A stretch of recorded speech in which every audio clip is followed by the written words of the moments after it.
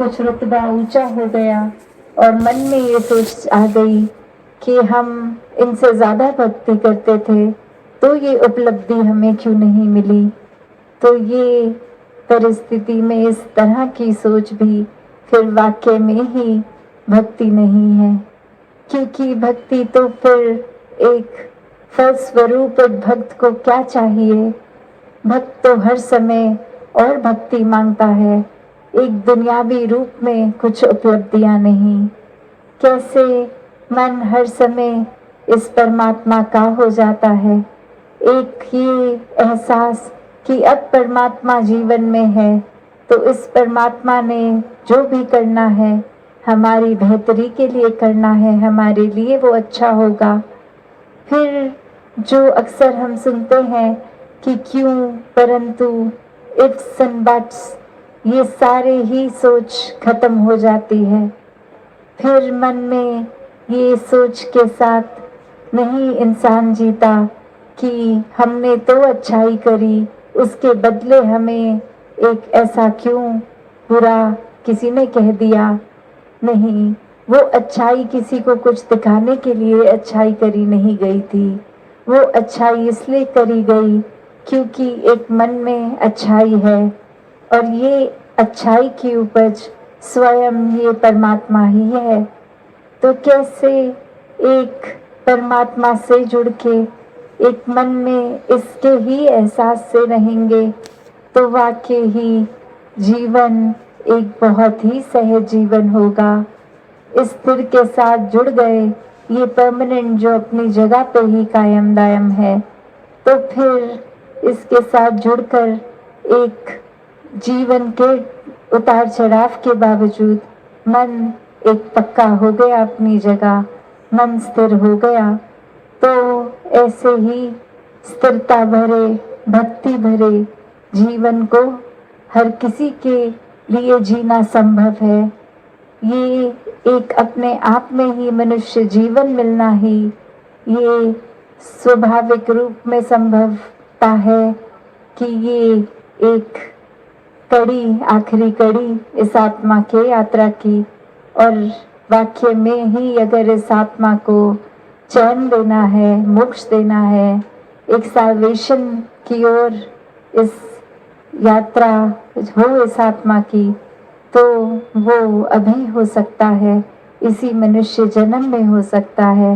और जो जो इस परमात्मा को प्राप्त करके आत्मा का कल्याण कर गए, उनके लिए तो फिर ये हर समय भक्ति एक इतनी आनंद की बात हो गई। फिर ये कभी भक्तों के मन में नहीं आया कि हमें भक्ति करनी है तो जीवन में उदासी लानी पड़ेगी, गंभीरता लानी पड़ेगी। नहीं, ये तो हर समय की भक्ति, ये कण कण से शिक्षा लेते हुए, कण कण में इस परमात्मा को देखकर, हर किसी के अंदर परमात्मा को देखकर की जानी प्यार से ये वाली भक्ति। तो कैसे फिर हर समय का भक्त ही पूर्ण भक्त है, जो फिर सिर्फ परमात्मा के प्यार में इतना रंगा हुआ कि पूरे इस ब्रह्मांड से फिर स्वाभाविक ही प्यार है। तो ऐसा ही भक्तिमय जीवन हर कोई जीता चला जाए, एक मन में सत्संग के प्रति रुझाव होना फिर भक्त के लिए बहुत ही नेचुरल है, बहुत ही स्वाभाविक है।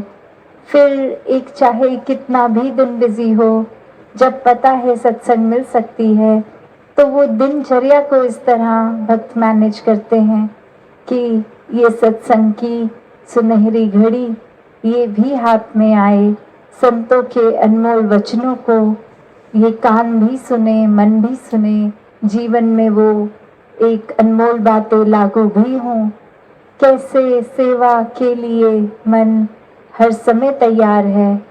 फिर एक आराम की भी बात नहीं, क्योंकि वो सेवा घर बैठे आराम में भी है, और कोई भाग दौड़ कर किसी के लिए कुछ अपने मन को समर्पित करके भी करना, फिर वो भी सेवा ही है। तो हर कोई जहाँ मन से सिमरन का नाता इस परमात्मा से जोड़े, एक मिक हो जाए, ये अवस्था हर एक की हो जाए, वहीं सिमरन और सेवा रूप भी करते चले जाएं। इस संसार में आए हैं तो मानवता के लिए भी वरदान बने। ये संसार जिस तरह हमें मिला है, जब हमारे श्वास खत्म हो, हम इतनी पॉजिटिव कंट्रीब्यूशन इस संसार में करके जाएं कि जिस तरह मिला उससे बेहतर छोड़ के जाएं। तो हर कोई जहाँ ये कर सकता है, हर किसी के जीवन में एक वाकई ही असली भक्त बनने की पूरी क्षमता है, तो उस तरह का ही जीवन जिया जाए। ये दुनिया भी अपने किसी भी जिम्मेवारी से भागकर नहीं, दुनिया में समाज में रह के, घर में रहकर इस तरह भक्ति करनी है कि वो कार्य भी हो जाए और मन परमात्मा में एक जुड़ा रहे। हर किसी के प्रति आदर सत्कार प्यार हो।